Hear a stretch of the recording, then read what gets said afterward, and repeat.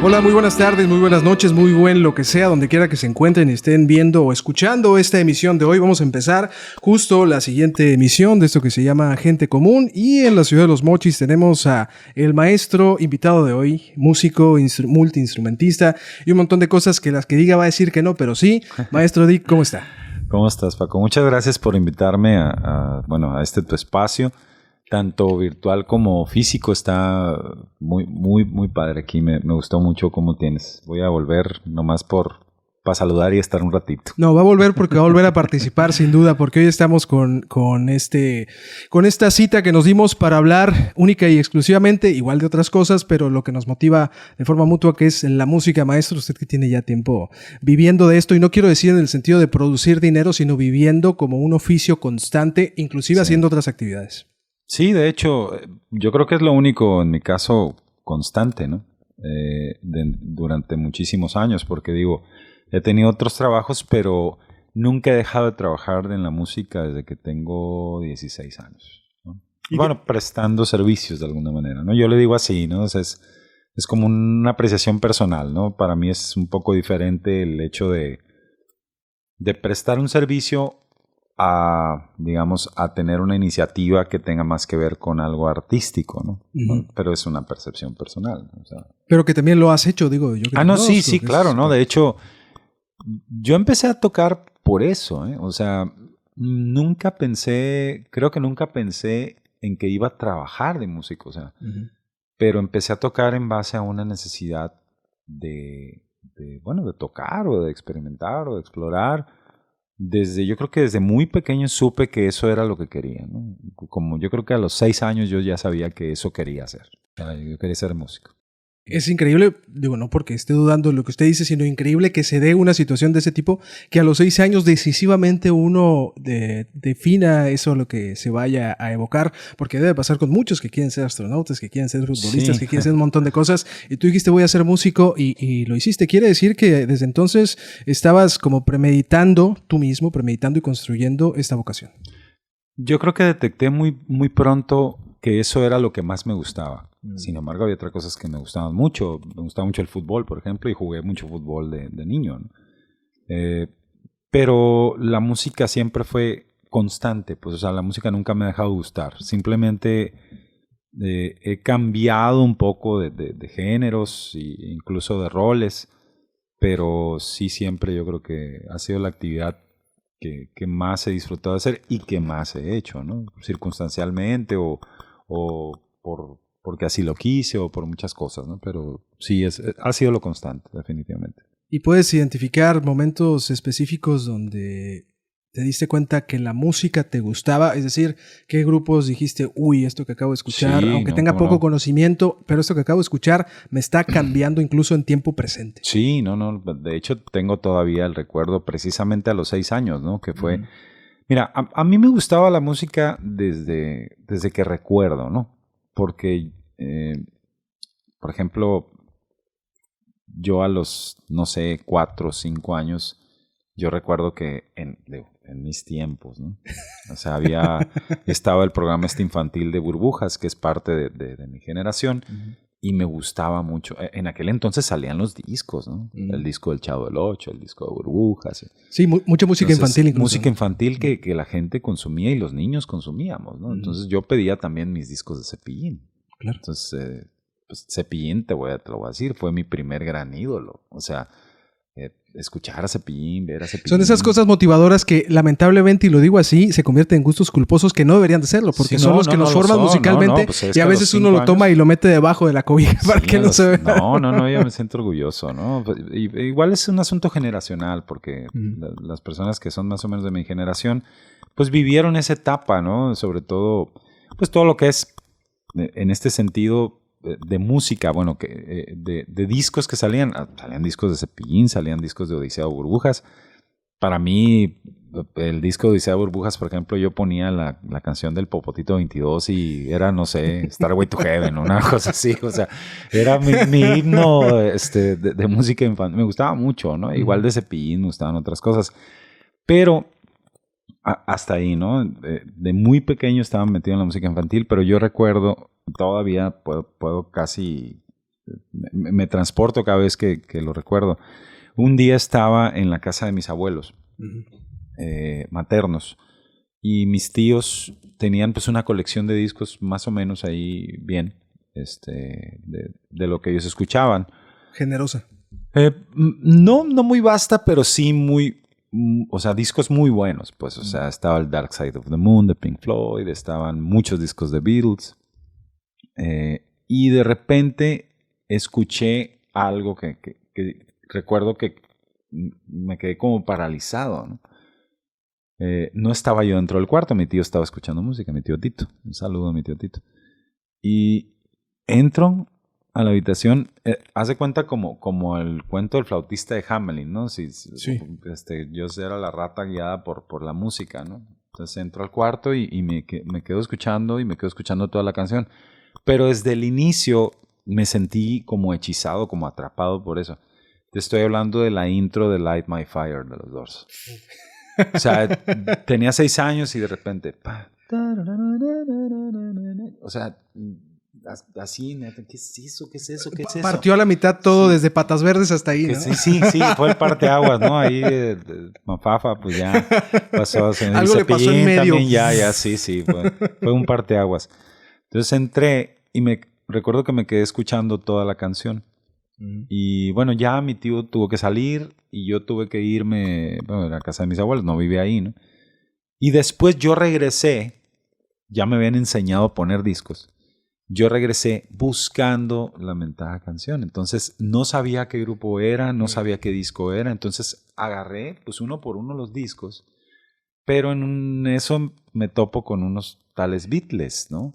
Entonces pongo a los Beatles y pues también me gustaron. Pues o sea, total que me chuté todos los discos que pude, que ellos tenían, ¿no? Entonces eso fue para mí determinante. O sea, estuve expuesto muy pequeño a algo que terminó cambiándome la vida, ¿no? O sea, quizás a lo mejor lo hubiera descubierto después, a lo mejor no hubiera agarrado ese camino. Fíjate, al parecer es una tontería, pero probablemente ese fue un parteaguas en mi vida grandísimo, ¿no? Es como un momento muy determinante.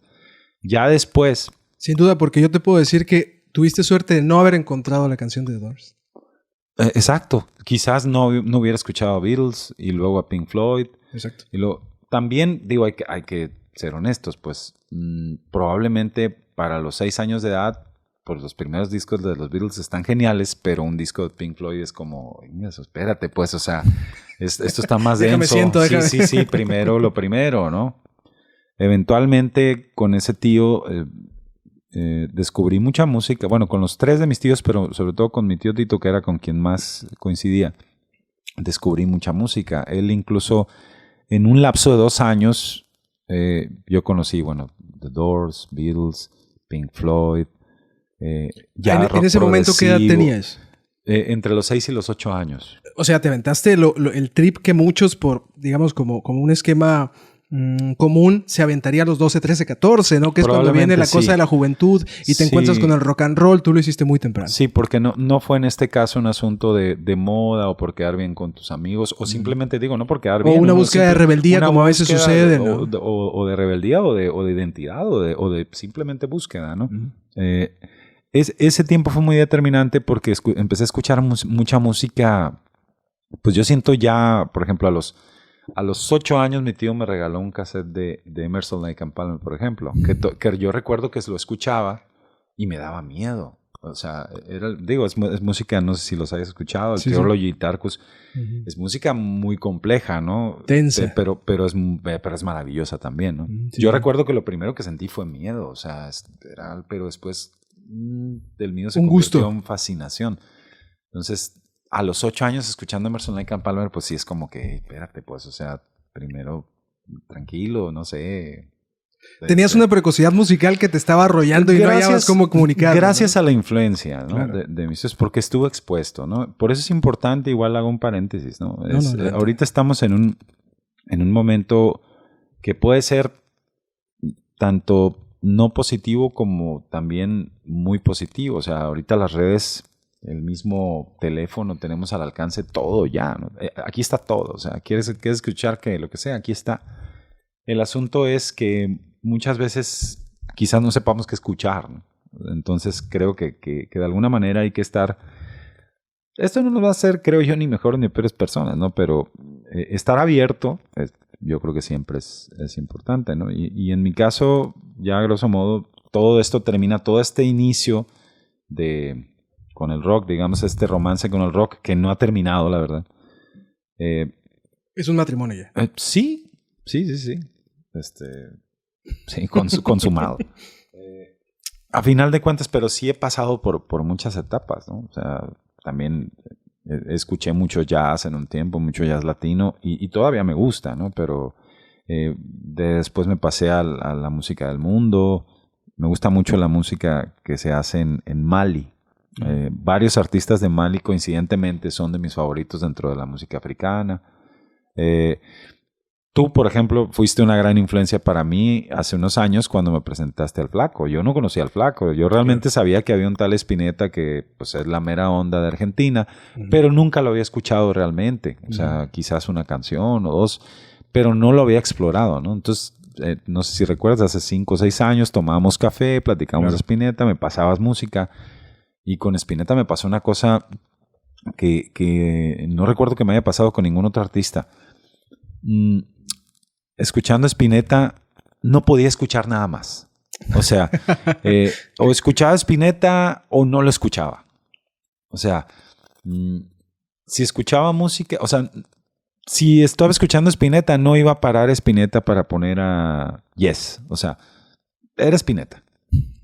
No, como que me atrapaba de una forma en la que no quiero escuchar nada más que no sea este vato, pues. O sea, porque sí es un asunto muy interesante lo que tiene, ¿no? O sea, bueno, también es un camaleón, estuvo, pues, en vida en varios proyectos. Pero bueno, así como tú, por ejemplo, me influenciaste en este recorrido, pues también, por ejemplo, mis amigos músicos, ¿no? El Pancho Olivas, los Nevares, con todo este asunto del jazz, el jazz latino sobre todo, que también desde chico me gustaba, ahora que lo recuerdo, también desde chico, porque mi tío también me ponía jazz latino y le gustaba el jazz latino, ¿no? Entonces, estuve expuesto. Podemos concluir que es parte de un experimento. Pues a lo mejor, llegaba tu tío y decía, ahí viene el niño, vamos a ver qué le pone. Sí. Digo, gratificante experimento musical. Sí, no, yo pues en ese sentido estoy muy agradecido. También agradecido con mis padres porque yo dejé de pedir discos de Cepillín para pedir discos de los Beatles. Fíjate qué curioso, yo no quería carritos, yo no quería... Querías música. Quería discos y cassettes. O sea, eso es lo que más me gustaba que me regalaran. ¿Y cuándo pasas esa barrera que a muchos les cuesta y yo que nunca pienso, no sé si algún día lo haré, ¿no? Pero que es la barrera de solo escuchar y luego hacer, crear? Ok. Cuando estaba yo en esta etapa de Beatles, yo iba escuchando más que nada Beatles en ese periodo de los 6 a los 10, 11 años aproximadamente. Sí he escuchado otras cosas aquí y voy a hacer un apartado importante. Hubo una estación radiofónica aquí en Los Mochis que también tiene mucho la culpa de mi formación musical y de la de muchos, ¿no? Se llamaba La Z. En aquel entonces se ponían puros temas en inglés en un tiempo. Ya que entró el asunto del rock en español, también programaron rock en español. Luego ya cambió el giro de la estación totalmente, ¿no? Bueno, yo era tan fan de esa estación que resulta que mi señora madre, que le mando un saludo y un beso, coincidentemente había trabajado ahí, bueno, no en la Z, sino en el grupo radiofónico, en este caso, en aquel entonces Promomedios Mochis. Y yo, cuando me enteré, yo le dije, oye, ¿tú trabajabas en el lugar donde está la Z? Sí, me dijo, yo, hace muchos años. Entonces yo, plin, oye, ¿no me podrías ayudar a conseguir trabajo ahí? Tenía yo 14, 15 años. Sí. Y le dije, bueno, le dije y sí, me llevó, me presentaron y me aceptaron como practicante. Y luego ya estuve trabajando de operador un tiempo. Pero a lo que voy es esto. Vaya, sí me gusta la radio, ¿no? De hecho, no es la única vez que he trabajado en radio en mi vida. Pero yo en ese entonces realmente no quería trabajar en radio. Yo quería trabajar en la Z. ¿Por qué? Por el catálogo de discos que tenían. Entonces, cuando llegué a la estación, y veo todos esos 4.500 sencillos que tenían. Entonces era una manera, era tu búsqueda de enganchar con eso, o sea, era tu forma de acceso a esa música que querías. Exactamente, más que la radio, porque era fan de la radio. Llave para entrar ahí, sí, ¿no? sí, o sea, porque si me hubieran dicho, oye, vete a trabajar a mejor esta estación. No me interesa, yo quiero la Z. O sea, ¿por qué? Por la música. Entonces fue maravilloso tener acceso a esos 4.000 sencillos, más todos los LPs que había, más los que, pues, llegaban por en aquel entonces, digo, tú sabes bien del tema, llega el promotor de la disquera y te tira con un bonche de discos, muchos se quedan en la estación, muchos que a lo mejor ni siquiera los van a programar, pues se regalan. ¿Y cómo navegaste eso? Porque en cierto sentido, como para hacer un paralelismo con la actualidad, es como tener de un día para otro tener Spotify.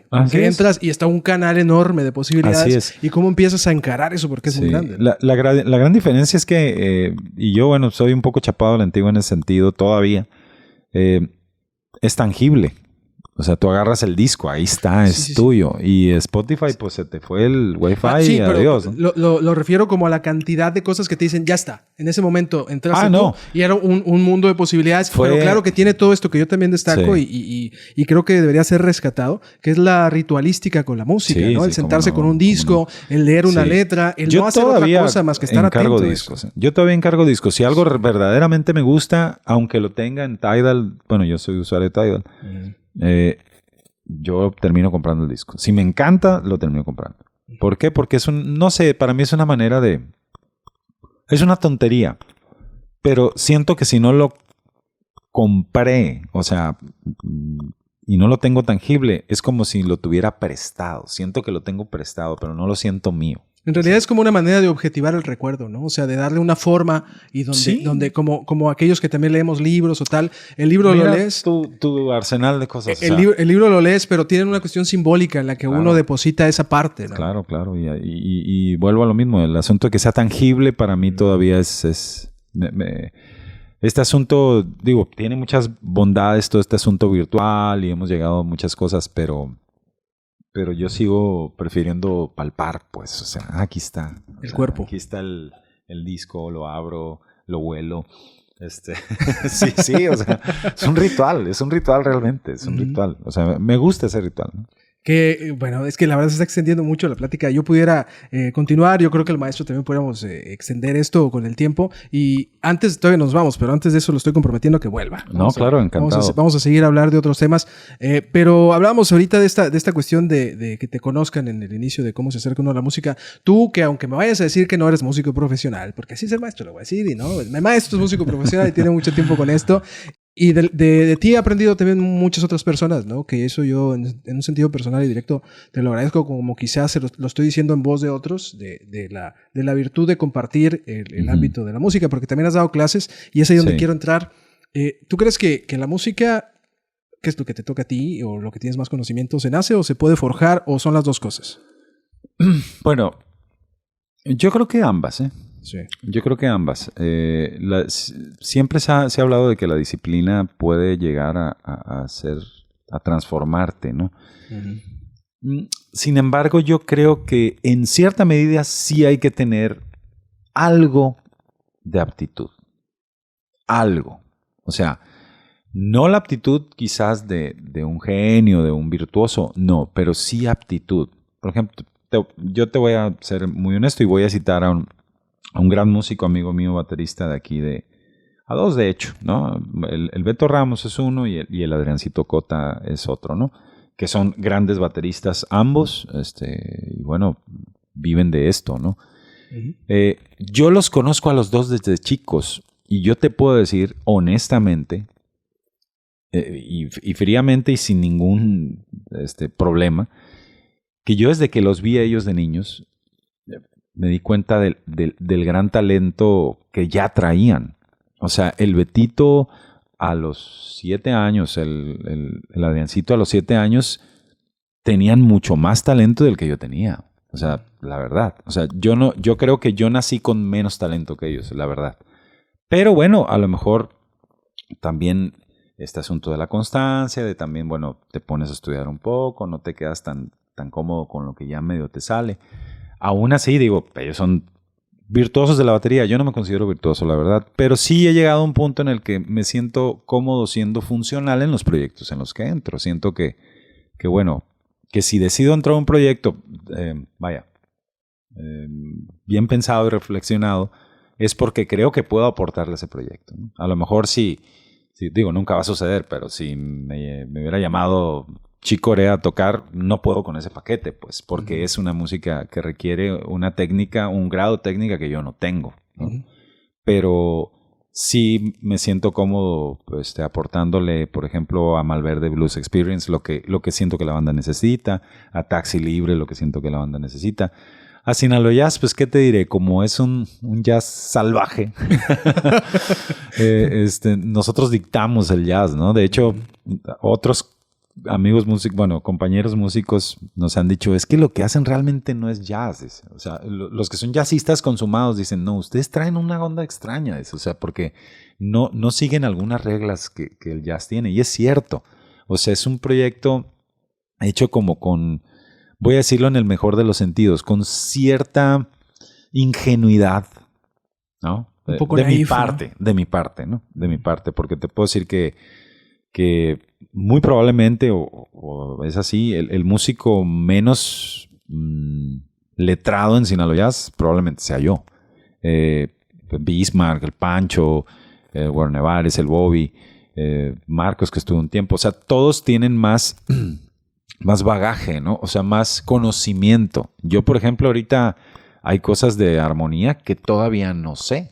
O sea, porque nunca me he puesto a estudiarlo realmente, malamente, te lo digo muy mal. Entonces, las aportaciones que yo hacía en su momento realmente no tenían un fundamento de una escuela. Es que mira, no puedes meter este acorde aquí porque una cuestión no pertenece teórica a la rigurosa, escala. No, yo no lo sé.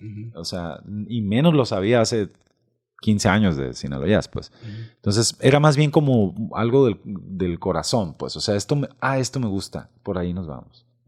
Que es también, y alguna vez lo platiqué con Rubén Segovia, guitarrista también de Sinaloa Jazz, un abrazo a Rubén, y lo comentaba, y es un concepto que a mí me gustó mucho, el asunto de la búsqueda, el misterio le llama él. O sea, también esta parte de no saber qué es, pues que es una tercera mayor, es una tercera menor, no, sí lo sé, bueno, pero estoy citando algo, ¿no? Sino de más bien guiarte por cómo suena el acorde, cómo combina con y si te suena bien, pues está bien, ¿no? O sea, a final de cuentas, no toda la música sigue estas reglas, ¿no? Depende del estilo musical. Hay música experimental que, pues... ¿Crees que algo de eso había en el Flaco? No, definitivamente. Digo, porque tú lo oyes en los 60s y suena de una manera, en los 70s de otra, en los 80s de otra. Obviamente influenciado por la música a nivel mundial, ¿no? Porque también... La música contemporánea. Él suena, por ejemplo, en los 70s sonaba el rock progresivo que estaba en boga en los 70s. Finales de los 70s, principios de los 80s, el jazz rock que igual Steely Dan, o sea, que estaba... Vaya, influencias, pero bien llevadas, ¿eh? Iba bien con la vanguardia, ¿no? Bien realizadas, sí. Sí.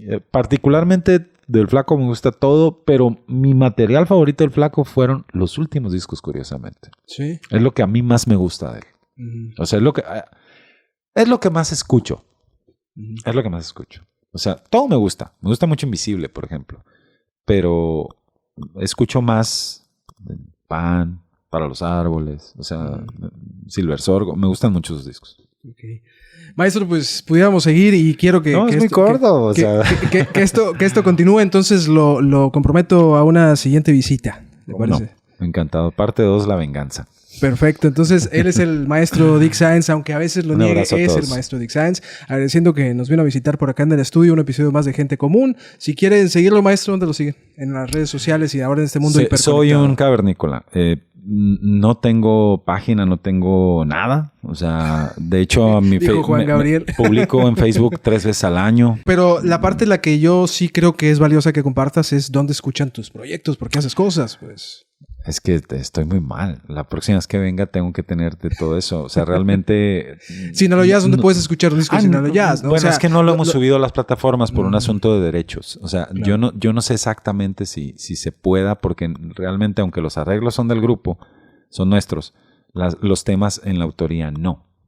Entonces, yo no sé si me estoy botando ahí en una parte legal y nos metemos en problemas que no quisiera tener. Me gustaría primero averiguar. Y fíjate que me dejaste tarea. Voy a checar eso. Porque sí estaría muy padre, bueno, tener acceso en las redes. Lo que sí está arriba en Spotify, en este caso, es el disco de Malverde Blues Experience. Está en Spotify. El disco de Porcelain, que también les mando un abrazo a los plebes. Es un proyecto que me encantó participar. Ese también está en Spotify. Es lo único que recuerdo ahorita. Pero no se preocupen, él va a volver y nos va a tener la tarea y va a llegar con una lista y dirá, aquí me van a buscar con los proyectos. Y saludo, como bien decías, a Porcelain, a los chavos de Mochis Bendito, que has estado participando con ellos. Es que ese señor, el que se acerque, le pide ayuda y le ve talento. Así que si ustedes ven que el Dick se acercó, es porque no andan perdidos, ¿eh? Entonces, gracias, maestro. Un gusto. De verdad, un abrazo y un saludo afectuoso a todos iba a decir el auditorio, pero no es ya en estos tiempos es difícil definirlo, ¿no? Bueno, como se les diga. Él es Dick Sáenz, esto fue Gente Común, soy Paco Insunza y hasta la próxima. Adiós, chao.